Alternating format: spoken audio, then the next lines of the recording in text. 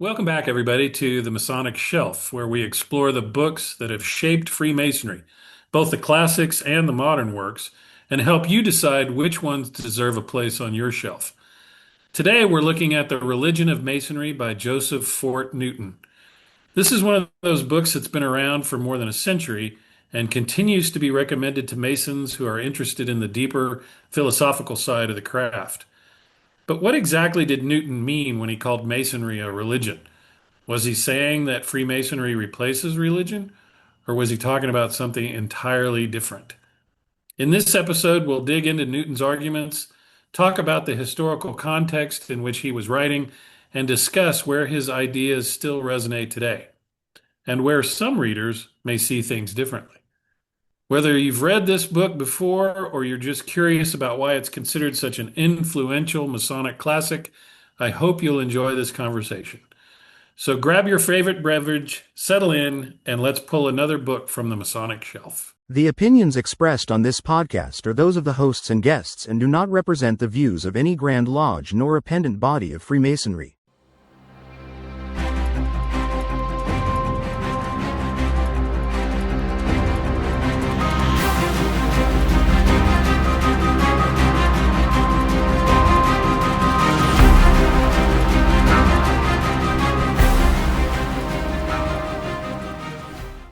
My name is Brad Kohanke. And my name is Chris Williams, and tonight we have a very, very old and good book. This will probably be the third time that I've read the book, and I've loved it every time. We're excited about being able to do a discussion and review of this book. It is a book that I believe every Mason, and especially every new Mason, should read at some point in his Masonic career, because Masons, I think that every Mason has had a time or a situation where he questions the relationship of Masonry and religion. And Joseph Fort Newton, who is a preacher, religious pastor, wrote this book, and his insight into what Masonry's relationship is with religion is really, really deep and informative and exciting and knowledgeable, and I can't wait to get into it. You ready, Brad?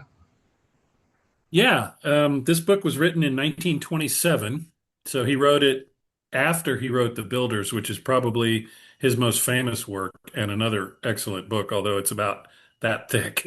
Right. And you're right. He was a Baptist minister, and he was originally from Texas. He was born in Decatur. I Decatur, did not yes. know that until I looked up a review of his life. But he served as a Baptist preacher in Texas, and then I think somewhere up in Wisconsin, and then ultimately was over in England for a time before moving back to Texas. He was. And he does a great job of not promoting. You would just normally think that he would be promoting his religion or religion in general more than Masonry, but he actually, it's about as even as you can get it, and his reasoning and logic is, I don't think you can attack any of it. It's very well done. Yeah, and I gotta say, of all the people that we've read, his his ability with words is beyond anybody else that we've picked up.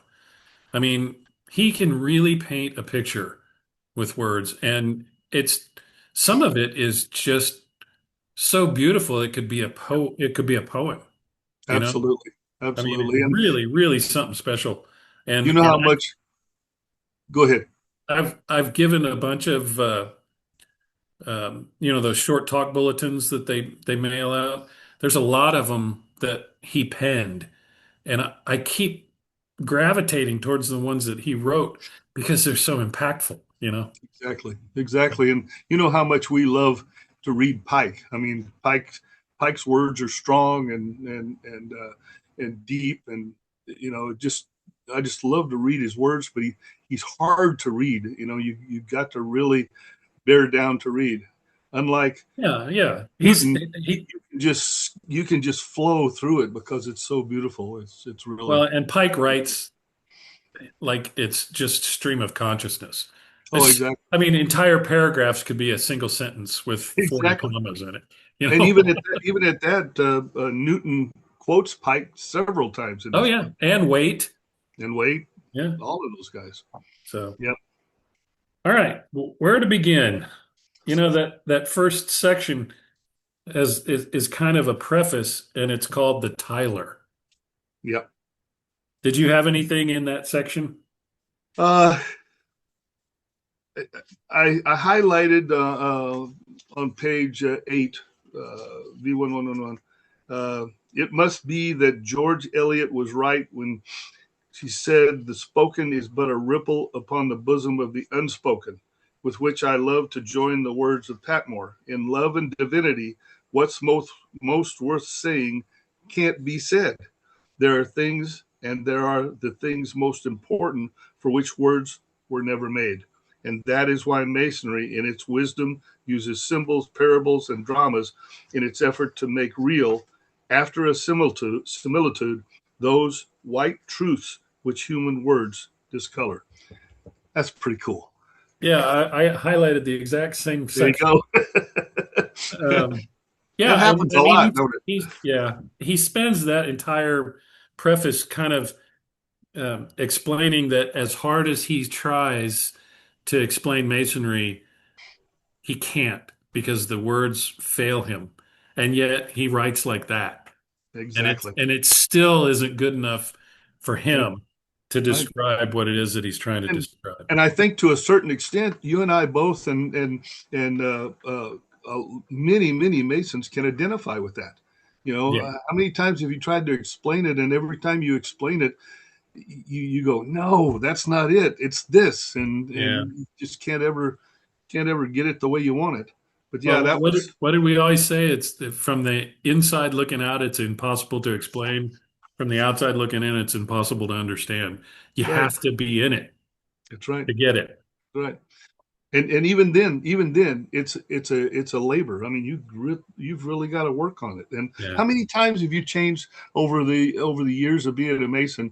How many times have you changed your mind, your opinion of something, just because of you read it and perceived it a different way? It happens all the time. Oh, yeah. Especially if you've written educational presentations. You go back and read some of the stuff you wrote 10, 15 years ago, and I'm like, I wrote that? Yeah. I don't even agree with No, that. I think, what kind of moron wrote that? Oh God. uh, All right. on page 2. Oh, you got something before we get to page 2? I wanted to clear up something, and you may have that. You may have it highlighted too, and going to do the same thing I'm going to do. No, go ahead. Oh, I got nothing until page 2. okay, page 2. Down at the bottom, in the organized masonry of the world, one discovers at least 3 different attitudes in respect to the relation of the craft to religion. They are far apart, as will presently appear, and it is difficult to see how they can be reconciled in view of the sentiments which religion evokes and its essentially conservative spirit. Each of these attitudes, it need hardly be said, is due to differences of race as well as of religion, to say nothing of the different environments in which they developed. And here we have to do with forces hard to manage. And I highlighted the whole thing, but the point of it is I wanted to explain at the very beginning, because he says it several times in this word. He uses the word race, and you know what the word race evokes in people's minds and attitudes nowadays. And I want to kind of explain what he's talking about, because at the time he wrote this book, speaking about race had to do with the human race, the Jewish race, the uh, uh, Yeah, thing. different countries around the world and how religions evolved simultaneously but independent of one another. Exactly. So in China, the main religion would have been, Taoism or Buddhism or something like that. And Yeah. So when he's talking about race, he's talking about different areas of the globe and their religious beliefs that Yeah. I mean, he's talking about a people, a nationality, a civilization, or even a historical tradition or something like that. I've yeah. even heard him talk the English race, the Latin races, the Hebrew race, Mhm. Anglo-Saxon race. I just didn't want, I wanted to get it taken care of right up front about that he's not trying to, wade into the chaos that we deal with nowadays Yeah. with Yeah. respect to that word. It's got nothing to do with today's description. For sure. What do you got next? Well, you said that the world discovers at least three different attitudes, and then he goes on to describe each one of those. So I Yeah, think it would be appropriate to go ahead and hit that. The first one, if you don't mind, in go ahead. English-speaking lands, as we know well enough, our Masonry is essentially and nobly religious, both in its faith and in its practice. And we are quite well agreed as to what we mean by the religion of Masonry.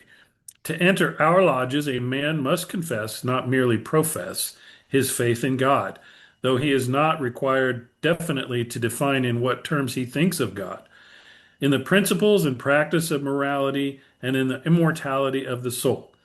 Though here again, the exact nature of the future life, whether it be physical resurrection or a triumph of the spiritual personality, is not usually defined.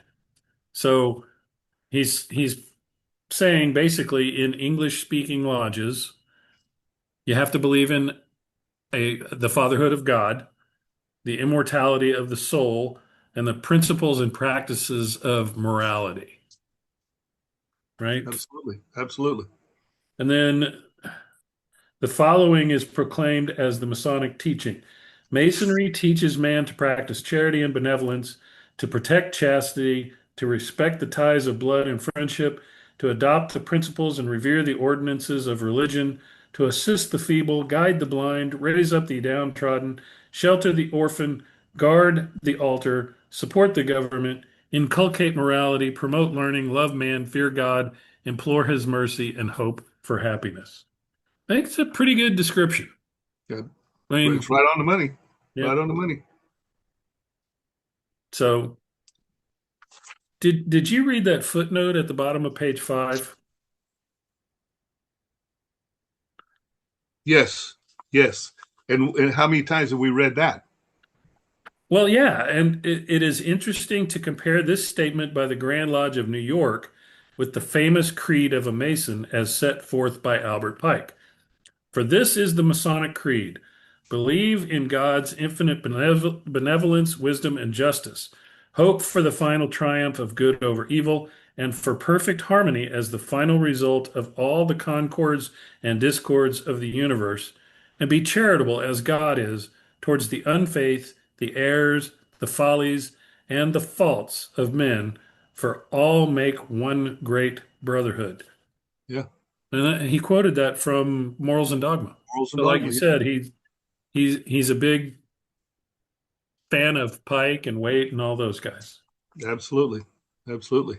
Okay, so what did he say about the German lands? In the German lands, as well as in the three Scandinavian Grand Lodges, it is demanded that a man be definitely Christian, that is to say, Trinitarian in his religious faith, before he can be admitted into the fellowship of the craft. In consequence of this attitude, quite uncompromising, so far as the old Prussian Grand Lodges are concerned, Jews are refused admission even to the craft degrees. Howbeit, in late years, there has grown up in Germany a humanitarian masonry, as it is described, which does not require a strict Christian or Trinitarian faith as a basis of fellowship. There have been some friction between the two kinds of masonry in Germany, but a tacit treaty of understanding seems to have been reached by which they can live together in mutual, if rather formal and distant goodwill. It ought to be added, however, that even the old Prussian Grand Lodges found no great difficulty in pre-war days in meeting French Masons who take a very different attitude. I mean, I don't think that is the same today. That being back in the 1920s, but that's kind of interesting. And then, of course, number three. Yeah, and you got to remember that this was written in the 1920s, and this was at a time when the Nazis were kind of formulating their ideals and Yeah. planning their putsch and all that other stuff. So I'm not, I don't think that that still holds true today. Although I will say that I believe at least the Swedish rite requires you to be a Christian Yes. in order Yes. to progress through those 10 degrees. Right. So there is still that Christian requirement, at least in some of those Scandinavian countries. Right. Right. And So the third, I go wonder ahead. what you have to do when you show up to a lodge that you have to be Christian in order to prove, you know, prove your Christianship in order to be able to go into lodge. I don't know. I was thinking about that when I read it. I thought, what do you got to do to prove Uh, I don't know. Maybe as part of their investigatory process, they call the pastor or something. it? Right. Does this guy Uh, really attend your church? Who's yeah, asking? but we told him we hated masonry. Don't ever go there again.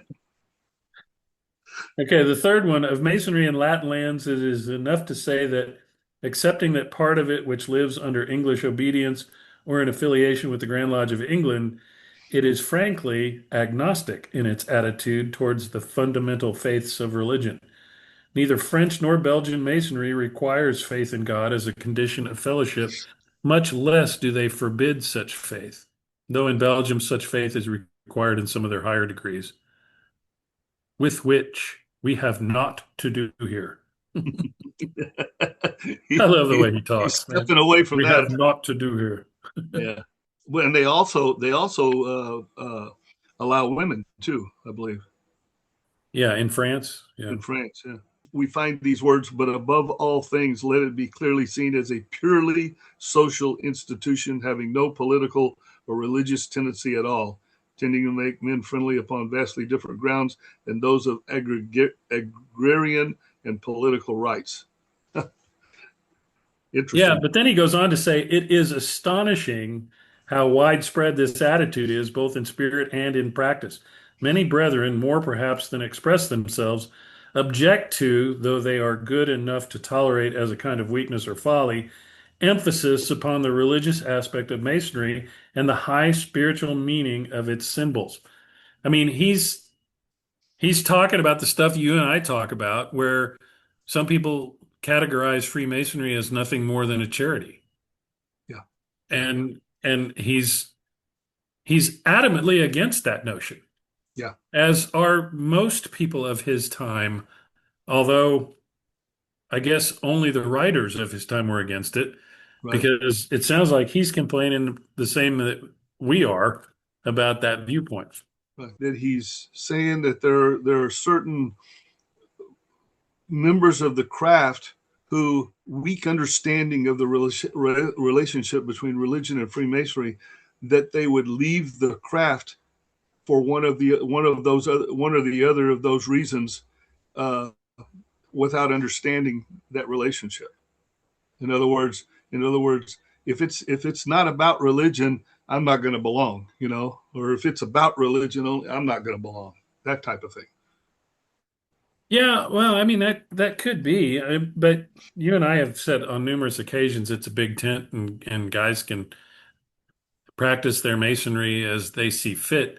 However, he does have a pretty succinct criticism of the people that don't explore it further. He says, if such is to be the future of masonry, it will assuredly lose what some of us hold to be its distinctive quality and tradition and become one more society among so many, useful and valuable to be sure, but in no wise the masonry by which our fathers set so much store. Yeah, yeah, It'll just become another Lions Club or Rotary Club or it Elks is. Club or whatever. I mean, it's so much more than that. Yeah, and you and I have talked, over on the next page on number 10. You and I have talked about this, plenty of times, that they that down halfway, it says, such is the position of the Catholic Church and of a section of the High Church party of the Church of England, which is Catholic in all respects except in actual allegiance to the Roman See. They really regard Masonry as a rival religion of a naturalistic kind, to which, by all the obligations, their own faith in divine revelation, they must be opposed. And it must be confessed that French Masonry, with the Bible off the altar and the name of God omitted from the ritual, does justify such a description. Yeah, that's when he's talking about at the other extreme, we find those both friends and foes who Right. regard Masonry as a sufficiently organized system of spiritual thought and practice to be entitled to be what they would call a religion. Yeah. And so and he uses the Catholic Church as an example of that. Yeah. Absolutely. Absolutely. Lots of discussion on that. I like this other paragraph, and I know we're quoting a lot, but he's got so much good I stuff to know it when he's is. quoting. As some of us prefer to put it, Masonry is not a religion, but religion. Not a church, but a worship in which men of all religions may unite, unless they insist that all who worship with them must think exactly and in detail as they think about all things in the heaven above and in the earth beneath. Yeah. And that goes back to the discussions we used to have about Albert Pike, because he talked out of both sides of his face. He was like, Right.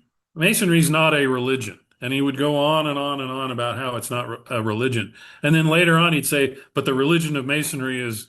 Is exactly. So, Exactly. we were like, at one point during our discussion, it was like, okay, well, maybe what he's saying is Masonry isn't a religion, it's the religion. Right. That's exactly what we talk.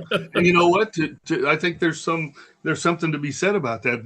But uh, uh, and then he finishes up that whole paragraph on the next page. Says Masonry is not a religion, but it is religious.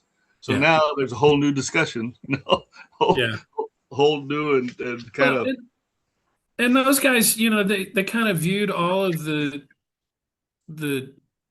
things that Masonry teaches us to do in life as a form of either prayer or worship. yeah. And that's why he categorizes it as religious in nature, Right. because uh, as far as the keys to the kingdom, eternal salvation and all of that stuff, that's not Masonry's purview. That's not what they are expected to communicate. And you know, I'm going to quote a Christian belief because it's what you and I are the most familiar with. You know, Jesus said that the two most important commandments were love God with all your heart, soul, and mind, and love your neighbor as yourself. So really, if you do those two things, all the other commandments kind of fall into place, right?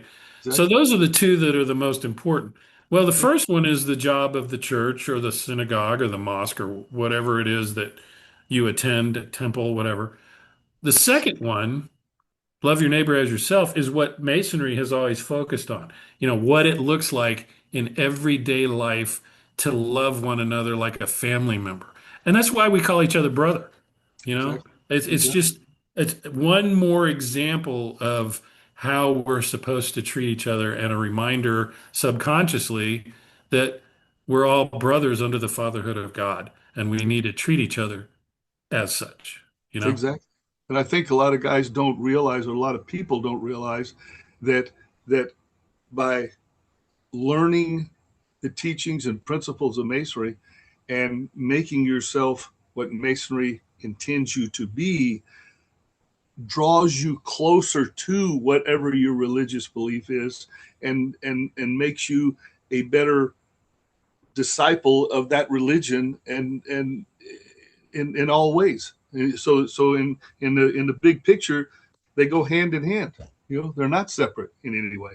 Yeah, I mean, if you look at all of the major religions of today and even some of the past, they all have their own version of the golden rule, you know?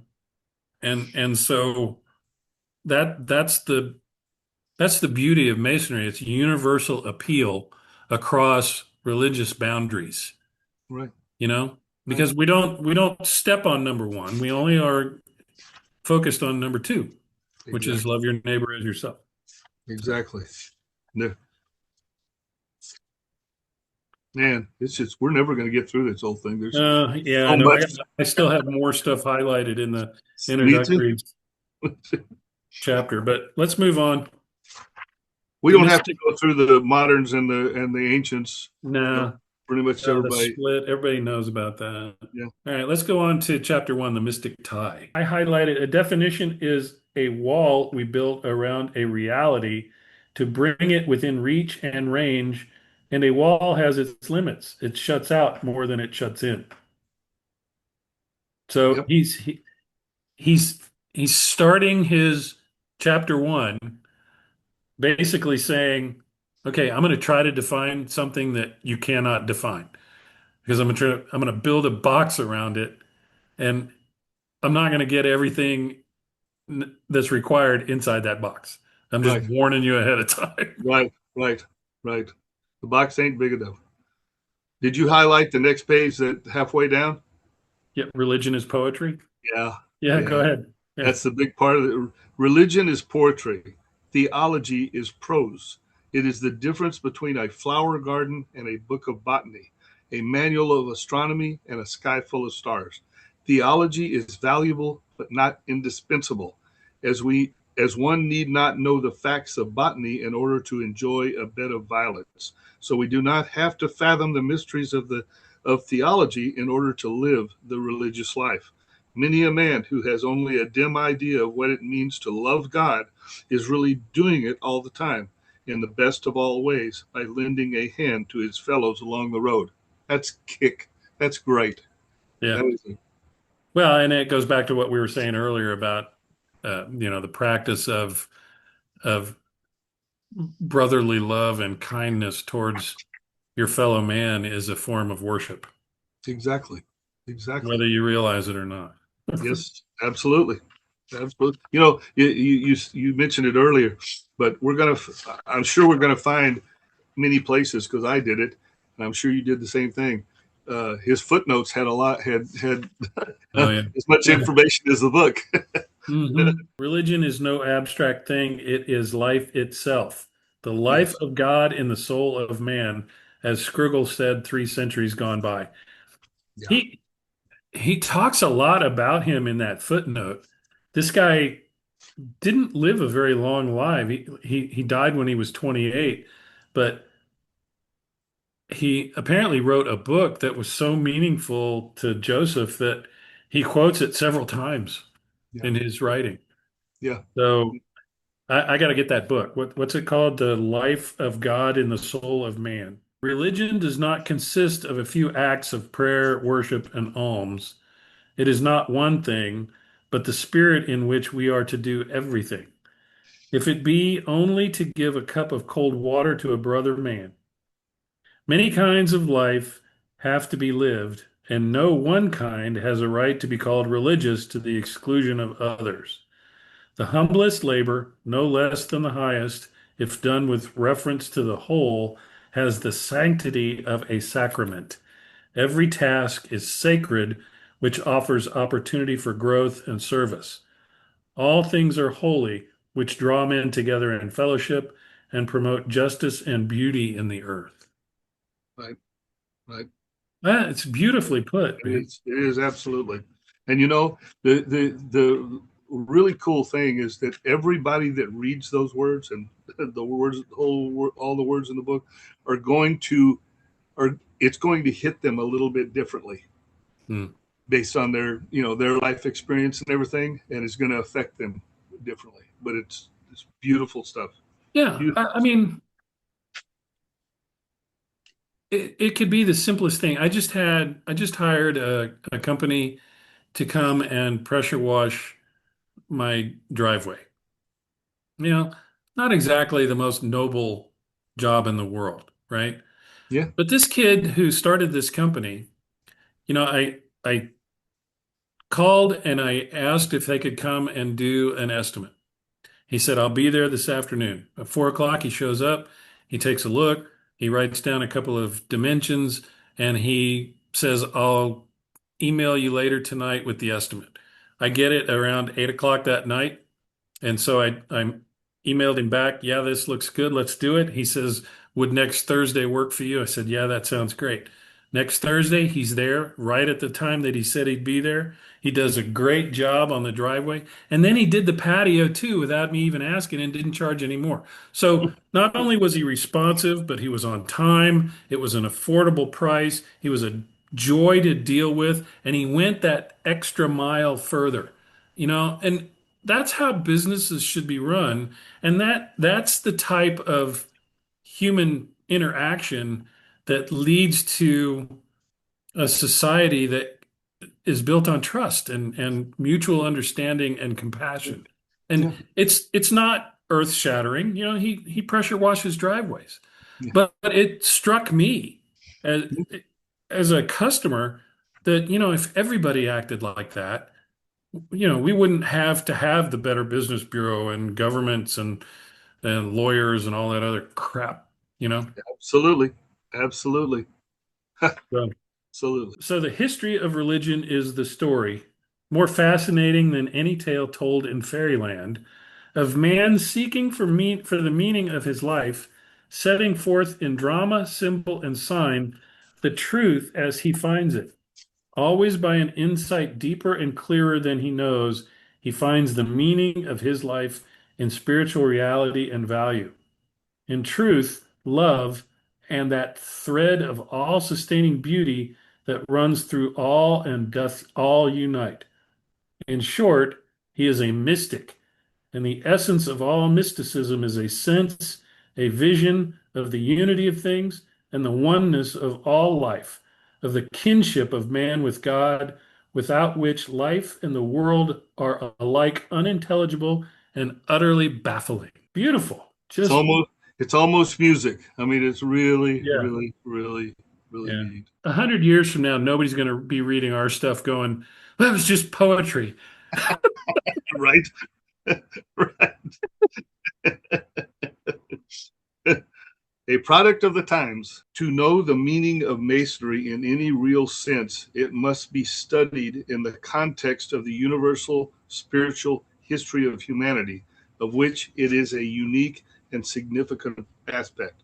Otherwise, it will remain not a mystery, but a riddle, as unintelligible as if it had been the work of men of another planet, having no place in our estimate of the spiritual possessions of the race, giving us a warning, not to perceive it too broadly, you know, to keep it within the context of what it is. Yeah, and not to allow it to become just another dogmatic religion that excludes people that don't think along the same lines. We're supposed to be about inclusion and not exclusion. Yeah, I love this on page 39. What then is Masonry?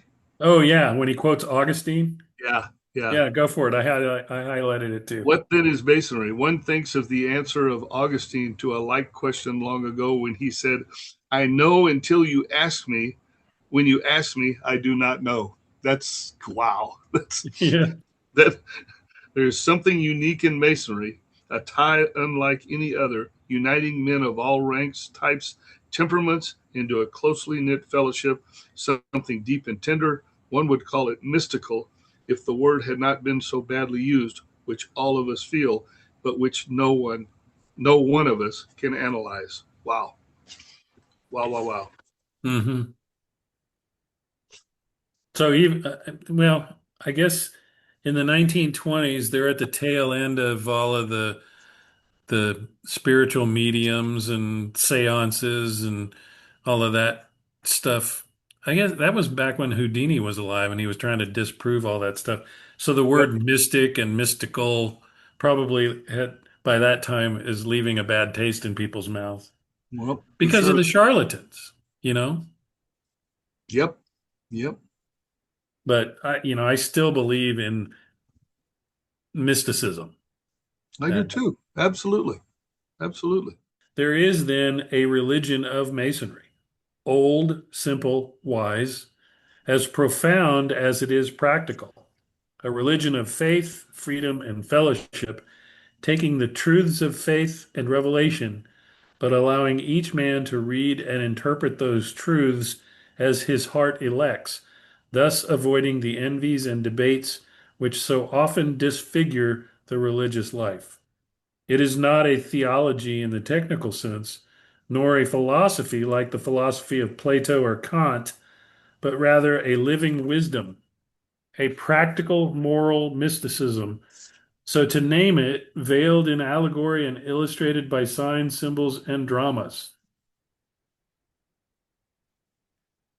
So signs, symbols, and dramas convey the essence of the beliefs of Masonry, and each person is able to interpret the signs, symbols, and dramas as they see fit or as fits them personally. Yep. And so either nobody argues about what they mean or everybody does. Right. Masonry, like all the best life of man, rests upon the faith which can neither be demonstrated nor refuted by logic, that life has meaning and value and is not an accident to be lived at loose ends and to no purpose. Such a faith, because it is healthy and sane, makes the venture that life is real, sane, and worthwhile, and acts accordingly. We're not some chemical accident. Exactly. We have a purpose for being here. There's no doubt. By walking in the light of truth and obeying the law of right, the divine in man wins victory over the earthly. Thus, earth and heaven are brought together in the lodge, the earth where man goes forth to his labor, and the heaven to which he aspires. I thought that was kind of cool. Yeah. Yeah. A little heaven on And, earth, and then which he is makes which is what lodge is supposed to feel like, right? It's exactly. supposed to feel like that. It Exactly. doesn't always feel like that because people are arguing about how much they're going to pay to fix the roof or when the next spaghetti supper is going to happen. But if it's done right and there's no discord and everything runs the way that it's supposed to run, it should be a very spiritual experience. Yeah. Or It it absolutely can it should. can be. And Carl Claudy in his book, the Masters book, Hmm. he straight out says that you should never have any Masonic meeting that you don't teach something of Masonry in it. You know? Yeah. Well, the most meaningful meetings that you and I have attended have included a reverence for the opening ritual, Masonic education, communication from the Grand Lodge is required. Um, Obviously, as at a business meeting, you got to have committee reports and all that other stuff. But the essential parts, the parts that make it special to us, are the reverence for opening and closing, education, and hopefully some sort of musical aspect, whether Yep. it be in a degree or music to listen to before the lodge is opened, or an interlude in the middle, or whatever it be, but something that will allow you time to sit and meditate Right. on whatever it is the education program was or whatever. Right. And And then being able to discuss it afterwards at leisure and exchange viewpoints and opinions or bring up things that you thought were interesting or important or questions that you might have is another aspect of it, but that usually doesn't happen in the lodge. exactly. And we've talked about this a lot, that Masonry is made to excite all the senses. Yeah. You know, to this, it's it's one of its purposes is to excite all the senses. Yeah, that's why the pot of incense is one of our symbols, right? Exactly. And yet, how many lodges have you been to that use incense as a means of scenting the lodge? Just one, right? Just one. Well, maybe two. Yeah, well, Yeah. no, not the other one is an offshoot Right. of, of a Masonic. Right. Right. One thinks of the sonnet by Carl Claudy, who asked of Masonry her meaning and answers the question in words that set our souls singing. And the sonnet is, what hath thy lore of life to let it live? What is the vital spark hid in thy vow? The millions learned as thy dear paths they trod, the secret of the strength thou hast to give. I am a way of common men to God. Hmm. That really, really hit me because of the way, he could have used different words in there, and he used certain words pretty deliberately. And, one of them is, uh, what is the vital spark hid in thy vow? I mean, it pretty much tells you that there are hidden meanings. There are things that you have to look for, and there's a veil, so to speak. And then uh, the secret of the strength thou hast to give. I am a way of common men to God. He doesn't say the way. He doesn't say the way of uh, saints or philosophers or kings or anybody else or just special people. It's the common man. I am a way of common men to God, and that's a huge statement right there to me. Yeah. And of course, Newton didn't write it; Claudy did, but I liked it nonetheless. Yeah. Well, who doesn't like Claudia, right? Yeah, right, right. Everything in Masonry has reference to God, implies God, speaks of God, points and leads to God. Not a degree, not a symbol, not an obligation, not a lecture, not a charge, but finds its meaning and derives its beauty from God, the great architect, in whose temple all Masons are workmen.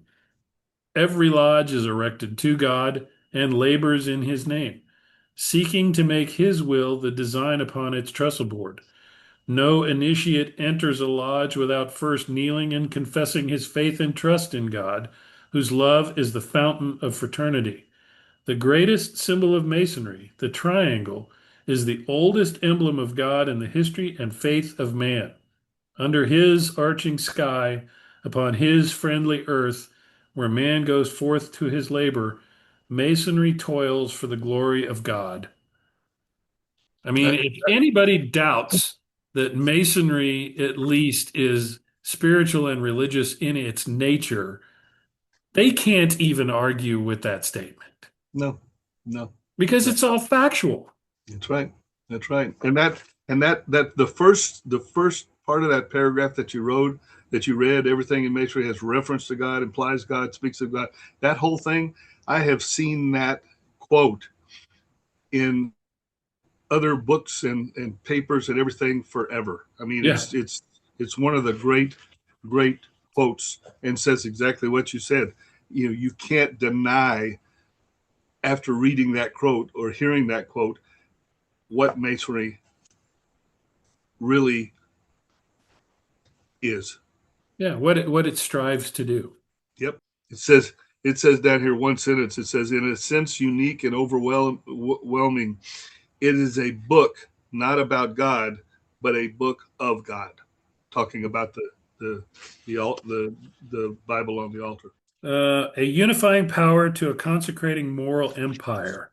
This revolutionary insight we owe to Hebrew genius, which dared once and for all to identify the stupendous power above with the moral law within, giving a new date and depth to the history of faith. The vision made the fame of the Hebrew race immortal and set apart their ancient shrine on Mount Moriah as the loftiest temple ever uplifted by man, because dedicated to the unity, righteousness, and spirituality of God. Morality and value of of others and the value of human life um, is the most important aspect of God. And I remember towards the end I highlighted something that basically said we believe in and worship a God of love and morality, because if he wasn't a God of love and morality, we wouldn't want to worship him and we would fear immortality. Exactly. Immortality is not worth it unless your mind is in that position, for Yeah, sure. yeah. So Why would you want to be immortal if if if God is not who you think he is, or who he should be? yeah, yeah, and it goes back to human sacrifice of some of the more primitive religious beliefs in the ancient world.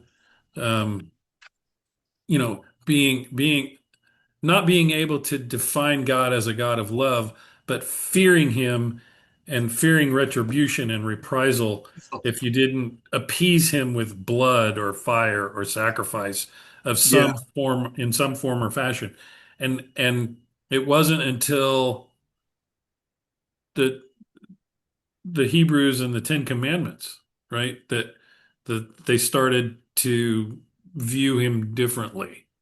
yeah, And then obviously in the times of Jesus and the beginning of the Christian belief system, that got further expounded on. yeah, yeah. That one part that was it was a little long, too long to kind of go into here. Talks about how Solomon and Hiram uh, purposely sacrificed Hiram Abiff. Uh, uh, Oh yeah. yeah, Yeah. that whole Well, and he story. didn't agree with it either. No, he didn't. He didn't. Yeah, to It was, sanctify the temple or whatever. Yeah. yeah, exactly. Yeah. Man has known from the beginning that he is every moment dependent upon a power other than and greater than himself by whatever name he called it. Fate, force, destiny, God. The real question, the crux of all questions, is not as to the fact of such a power, but as to the nature and character of him in whose great hand we stand. For naturally, our thought of God determines what we think about everything else, about ourselves, about our fellow men, about life and duty and destiny. No wonder then the vision of a moral God, eternally and unchangeably pure and true and good, brought relief to the noblest nature, released the finest powers of the soul, and inspired the spacious and magnificent poetry of Hebrew psalms and prophecy. And people, they don't think about the primitive religions and the fear of deity that caused them to do some of the things that they did, and Exactly. when that started to change. The august phrase, the great architect of the universe, a phrase which is like a chalice into which each man may pour such truth as his insight and experience may win, such beauty as his vision may behold, at the same time allowing his brethren a like liberty and joy. The life of man with God is a thing so intimate, so inward, so utterly individual, that to violate its privacy or to invade its sanctity is a sacrilege, if not a blasphemy. There is indeed a truth which no man can learn for another, and no one can know alone, and Masonry offers a fellowship in which men may learn together the truth that makes us men. And then to end the chapter, he says, our craft does not drive like a despot, it leads like a lover, trusting a truth which is to faith what beauty is to art, what melody is to music. That's really cool. For however men may differ in dogma, wise men of every creed agree that in the Bible are to be found the truths of faith and laws of morality upon which to build an upright character and a stable social order. And I don't think anybody could disagree with that. Nope, not at all. I Not at all. think I think there's probably stuff in there that doesn't point to that, but within the pages of the Bible, you can find stuff that points to that. Right. And so that it you can't really argue that. Of course, you could probably find those things in other books as well, but this is one of the reasons why it's open on our altar. How then does Masonry take the same holy book and make it the center of union and the means of conciliating true friendship, as the old constitutions tell us?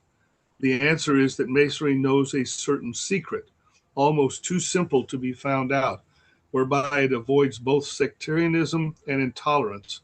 For one thing, it takes the fact of the Bible, its light, its power, its moral law, its spiritual vision, its inherent majesty, and might over soul of man, leaving each man to interpret that fact in such terms as he can. In other words, it takes the truth that is holier in usefulness, and this is what you were just talking about, and does not stay to deal with theories of how the truth came to be. It has to do with realities, not with dogmas. For example, it offers no theory of the inspiration of the Bible. Therein it is wise, since no theory is equal to the facts. How could it be? To form an adequate theory of inspiration, a man would have to be inspired, and then he would not need it. Not need it, exactly. Yeah. One man may hold that God dictated it word by word to the men who wrote it.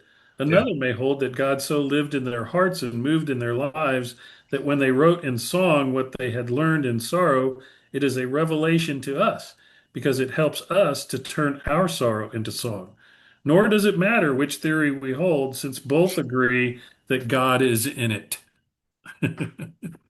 So it doesn't matter. that's You right. know, It does not why matter. waste your time arguing about something that doesn't matter? We both agree that God is in it. At The the very Bible is least, the inspiration for it, right? Yeah, the Bible is a mystery, but one thing we do know, its old familiar words people the vacuity of time with shapes of truth and beauty, filling drab days with divine worth and meaning, and that is all we need to know in these our mortal years. At last a day will dawn, or soon or late, when the simple secret of our craft will become the wisdom of the world, so torn by angry debates, as useless as they are endless. Wow. Pythagoras, talking about the Pythagoras, he held that arithmetic is number at rest, while music is number in motion. In the same way, geometry is magnitude at rest, and astronomy is magnitude in motion. That was cool to think about. And for him, geometry was this is Plato. For him, geometry was a revelation of the eternal mind, a path to the knowledge of God, and as such, a sacred and profoundly important art. What was that part where he was saying God is always geometrizing? Yeah, I wrote that in longhand on this page, the very middle of the page, and What does the deity do all the while? One of his pupils asked. God is always geometrizing. but then he says masonry geometrizes, and geometry is truth. I Yeah. don't know where I read that, but it was in this book, and it stuck in my head, and I wrote it down before I forgot it, and I could not get back to where I found it.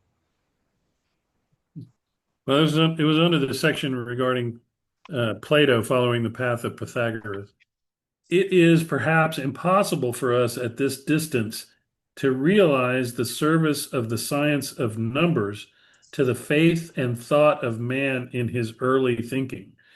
It was almost his first hint of law and order in life when he sought to find some key to the mighty maze of things.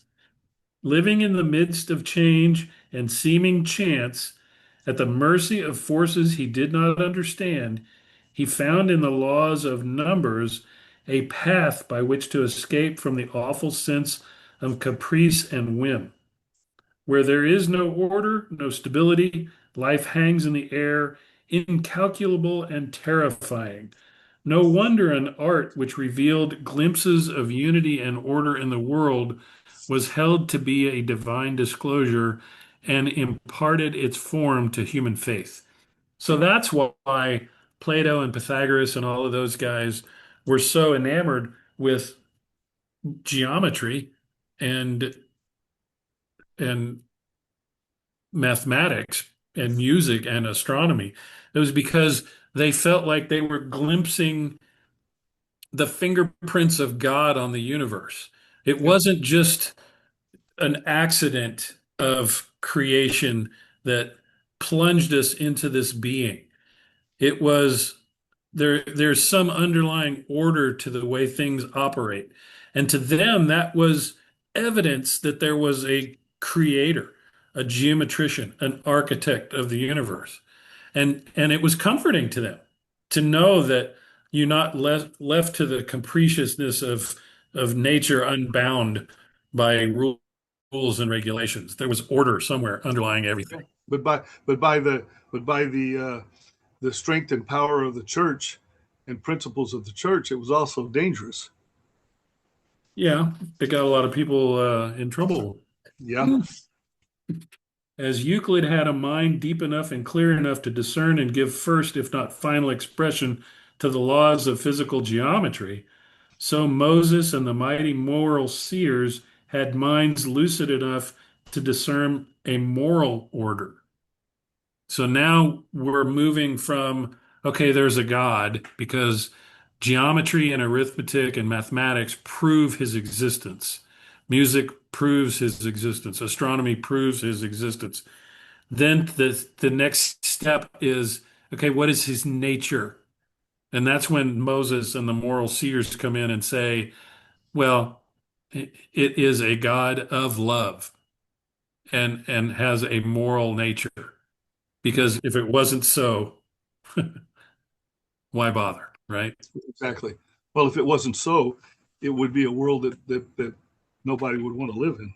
Yeah. Not an atom curves anywhere in the universe that does not obey geometry. When life entered, when mind and moral experience emerged, a new fact, a new force appeared, but the eternal laws ruled it. What we call spiritual values were revealed: truth, beauty, goodness, dedication, sacrifice. The universe produced these precious things as certainly as it produced pig iron and potash, which means that it is a moral and spiritual as well as physical universe. I love that. Yes, absolutely. The geometry of ethics, in which are these words: truth is one, falsehoods are infinite. 9/10 of the ideas that come into our heads are wrong. The object of education is to select the one that is right. 9/10 of the impulses that beset us are wrong. The task of civilization is to the suppress the nine. No matter how complex the problem, there's never more than one right answer, one right way out, one straight and narrow path, hard to find and hard to follow, one road leading out of the maze of many false turns. All the others are blind alleys or paths that return upon themselves. It is an axiom of plane geometry that there can be only one straight line connecting 2 points. And when somebody reads that, that's the first thing they do is they start drawing a piece Yeah, of. yeah, in your head, right? You're like, Yeah, oh, that's true. yeah, yeah. It's just uh, from the point where we are to the point where we wish to go. There is only one straight road. All other possible paths are more or less divergent and devious. But that lays right on top of moral and right thinking and all of that. If we wish to put it so, Masonry is moral geometry, and all its teaching rests upon the truth that the inner life of man, the life of faith, hope, duty, and love, is a realm of law where liberty and power and beauty are the trophies of faithful obedience and disciplined effort. Liberty and power and beauty are the trophies of faithful obedience and disciplined effort. I don't think any truer words were ever spoken. And You're right. that goes back to what we were talking about in the the idea of some people just being corks floating in a stream, going wherever the stream takes them instead of trying to take charge Yeah, of their own lives and yeah. make something. They blame everything and everybody except themselves for what happens to them. That's exactly right. Boy, don't we see that? Oh, yeah, unfortunately. Did you highlight the bottom of 110? No. Says the morals are the boundaries of liberty and the primary fact of manhood.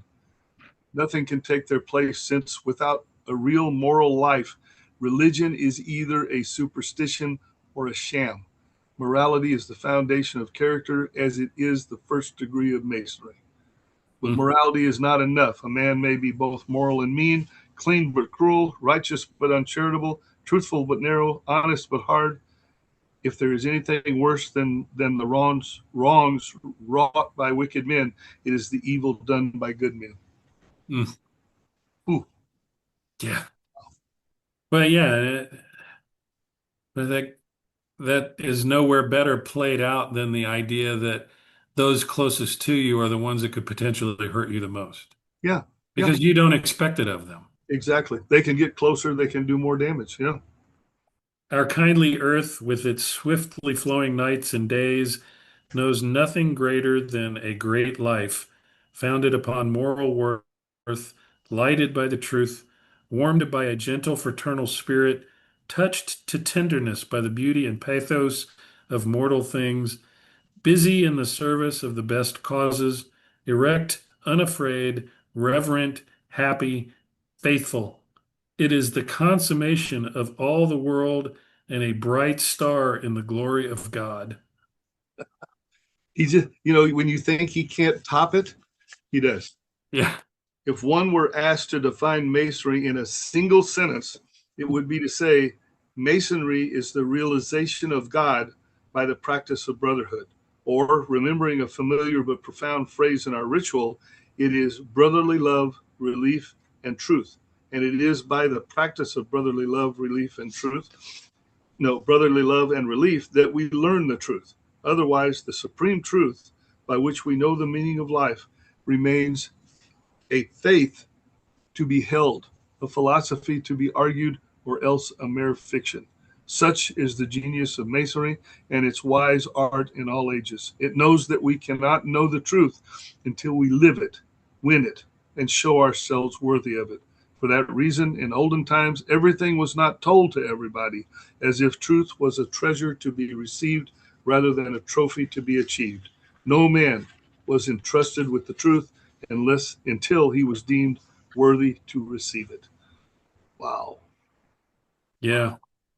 Yeah. I mean, if that doesn't reference some of the ancient mystery schools, Right right, on. and their There. ideas, because the ancient mystery schools were religions, and they felt like they were in possession of a great and divine truth, but they were careful who they shared it with because they didn't want those who were unworthy to utilize it for their own personal gain or nefarious purposes.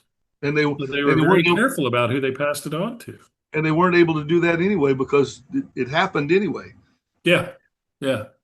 The I very think people who held it close to the vest right. were gilded by the possession of it and became jealous guardians instead of purveyors of truth. Yeah, and that he talks about that earlier in an earlier chapter about being the guardian of it or letting truth letting you be truth rather than guarding truth. This little I really like this. The brotherhood of man depends on the manhood of the brothers. Oh yeah, that was Very good. good. Very, very good. The broad minded see the truth in different religions. The narrow minded see only the differences. Here too, each of us finds the worth of his own life. Not otherwise may we know the meaning of our individual lives, so brief, so broken, and so often beshadowed, save as we see them as they are related to the large purpose of the master builder. By such an ideal, we are redeemed from insignificance and futility, and our fleeting days are endowed with epic meaning and prophecy. For it is only when we are enlisted as fellow workers with the eternal that our life reveals its eternal quality and promise. Yeah. So we all Yep. have a part to play, is basically what he's saying. No matter Exactly. how small, it is all in service of the divine. Brotherhood is not a mere detail of religion, but its essence and glory. And the golden rule is the principle by which it may be realized. Yeah, goes back to what we said at the very beginning Exactly. about masonry being a worship and a prayer and the things that Exactly. it teaches. So I think by now we're getting close to the last chapter, Yeah. um, but by now I think we're both in agreement that contrary to the title of the book, The Religion of Masonry, Yeah. that he's never advocating that masonry is No. a religion. No. And that was clickbait Yeah, basically. yeah, That was to yeah. get you to look at it. Because there's such a disconnect where guys that come into the fraternity and they're walking on eggshells because they're afraid they've been maybe warned by other people that masonry is not is bad and it's against religion, and or a minister or something has told you that you could. My nephew Travis was told by his minister that he couldn't come to the church because he was a Freemason. And when he realized that half of his church was made up of Freemasons, he had to take those words back. And it was because his ignorance of the fraternity. Yeah. I mean, and there's so much of that. It's crazy. Well, and I was so worried about it. I went when I was living in Cibolo. Um, Crystal and I were looking for a church to go home, and we went to this one, and it seemed to be, pretty warm and welcoming, and we thought, okay, well, let's take some classes and see what it takes to become a member. And so after the first class, I pulled the pastor aside and I was like, I just want to let you know I'm a Freemason. Is that going to be a problem? Because, I'd heard that there were churches and pastors like that. And his answer to me was, I'm not here to point out evil. And I was like, okay, well, enough said. I won't be seeing you again. That's right. Because, in my opinion, that's exactly what you're here for. And if Yeah, you think Masonry is evil, then I don't want to have anything to do with you. he said it without saying it, right? Yeah. If we are to have a No, philosophy of fraternity, we must learn that goodness is not simply some form of similar activity of self and neighbor, but is an attitude of each to the other, a tie uniting to all men in spiritual kinship and unity. That life is fellowship, mutuality, service, in short, that it takes two men and God to make a brother. I mean, he, So, he says the greatest discovery of our age is not radium or radio, but the discovery of the oneness of humanity, a truth forced upon us by the facts of the modern world in annihilating distance and drawing together the ends of the earth. And then he says there are five great and urgent issues that civilization is to endure, much less to advance in the days ahead. Urgent issues that need to be corrected. And he goes on to name all of them, and yeah, it's like war and yeah.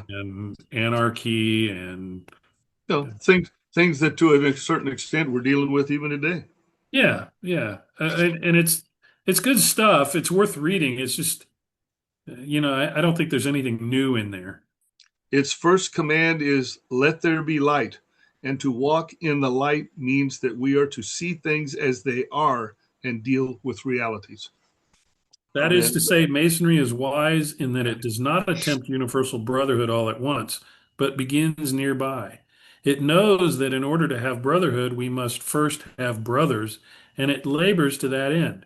For that reason, it selects out of the mass of men such as desire brotherhood and seem to be capable of its adventures and obligations, and seeks to train them to live the brotherly life in an unbrotherly world. yeah, excellent words. And what jumped out for me is that for that reason it selects out of the mass of men such as desire brotherhood.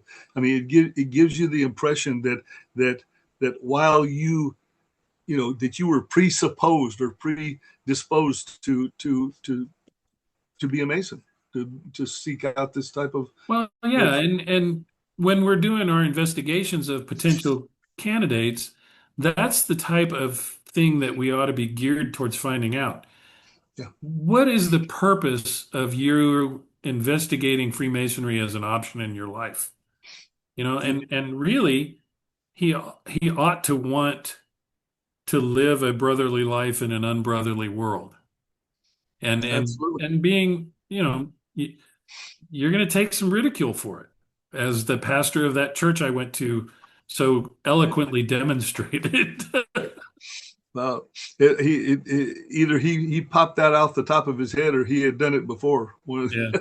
It shows our fellow man very clearly his faults, his limitations, his incapacities, but also his needs, his struggles, his hungers for satisfaction, his desire for truth and beauty, the pathos of his life. It shows us ourselves no less clearly, our errors, our selfishness, our disagreeableness, And to be rid of illusions about ourselves is the first lesson of wisdom. Such knowledge makes men wise and kind, patient with one another, willing to forgive, ready to help, since all alike need the mercy of God and the love of man. Yeah. Yeah, it's beautiful, man. Wow. You know, there's guys in the past that I really wish I could have lived during that time and actually sat down and talked with them. What do you think? Yeah, yeah, he'd definitely be one. Mm-hmm. For sure. You know, living up here in Arkansas, the uh, the Baptist Church has a different view up here of Masonry than a lot of it did down in Texas, even though Baylor was a Mason and all these Right. prominent guys were Masons 100 years ago. I Right. have two really, really dear friends up here who are Baptist ministers, who are members of Masonry. And I just think they're great. And I don't think I ever met one in Texas. I'm sure that there are some, but Yeah, I'm sure there are, but I lived in San Antonio too. It's not like it yeah, was a hotbed of Baptist yeah, belief systems, but exactly. Well, it was mostly Catholic more than yeah, anything. all about perspective, all about being able to see. Slowly the temple rises without the sound of axe or hammer. The monument of many lives, the ideal and goal of the craft, the last landmark. But what of the builders? They pass away, since all that live must die, passing through nature to eternity.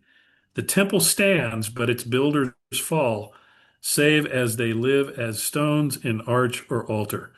Generation follows generation, each age leaving the work unfinished, each workman leaving his mark.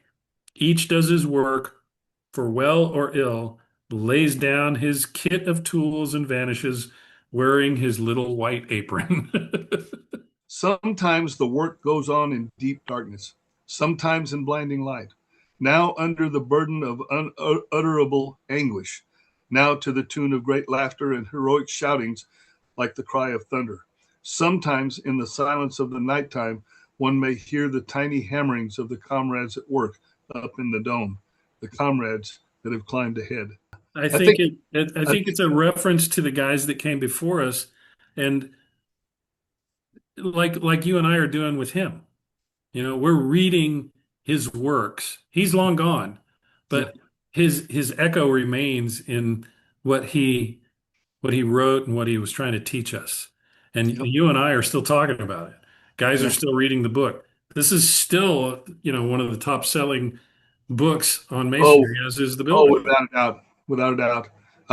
I have one of his hardbound, uh, not original, but it's old. Like I don't remember what the publishing date, but it's it. I bought it from the Grand Lodge one year when they were Mm. selling some books.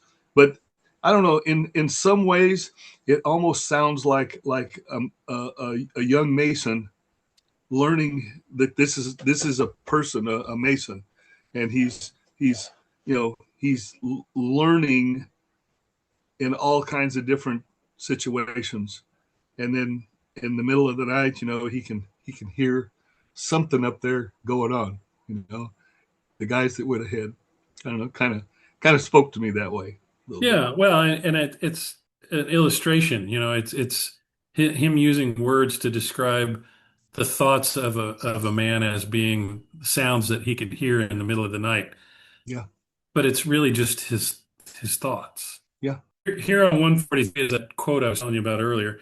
At the beginning, as at the end, everything depends upon the character of God. If God is a God to whom the moral and spiritual values of life have worth, we cannot doubt our immortality. If God is not such a God, nobody wants immortality. yeah. It would be too terrible to talk about, much less to endure. Exactly. I mean, you think about that. That's exactly right. Yeah. That's exactly right. Why do I want to be immortal when this is this is what I've got to look forward to? There is no doubt of the Egyptian origin of the myth, which is the motif of this most ancient of dramas. Oddly enough, Origen, one of the fathers of the church in the second and third centuries of our era, in his commentary of the Gospel of John, links the Osirian myth with Hiram. Mm. So Pike didn't just make that up. No, he didn't. No, he didn't. I mean, here's somebody talking about Hiram and Osiris being one and the same 1800 years ago. Exactly. The bottom of the page before, but Masonry does not set forth its faith in a syllogism. It employs a symbol. It shows us a picture, a parable, a drama, the oldest and profoundest known upon earth and among men, revealing a truth for which words were never made. Yeah, I mean he's really a fan of the third degree Yeah, yeah, and the lesson that it teaches. And you know that drama that that we witness in the third degree could just as easily have been one of the dramas from the old mystery schools because it pretty much teaches the same stuff without a and doubt. in a similar manner, Yeah, you know? and we don't try to teach that understanding enough. In other Yeah, words, we don't try to give them a seed where they can start to think about. It's mostly a whew, it's over with, and I don't have to worry about it anymore. That's terrible. You know. yeah. For if we are immortal at all, we are immortal now here upon the earth. To discover that truth and live accordingly, laying out our plans and forming our fellowships as citizens of eternity, that is life indeed, and that is the religion of Masonry. Yep. To Without realize that eternity is not some future thing, it's part of now. And you need to live your life now as if eternity matters, because it does. It is what Whitman called the heavenly death, the death that is of all that is unheavenly within us, and the discovery of the things which time does not tarnish nor death destroy. Deeper truth we may not learn upon this earth, higher truth we do not need to know. yeah, absolutely. And you can feel it when you read these last 3 or 4 pages. You can feel it coming to the end. You can Yeah. feel it coming to the climax.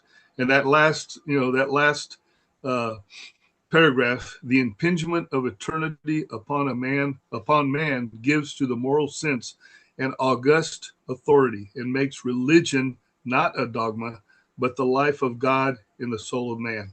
Life everywhere grows in dignity, meaning, and worth when it is lived in the fellowship of eternal things.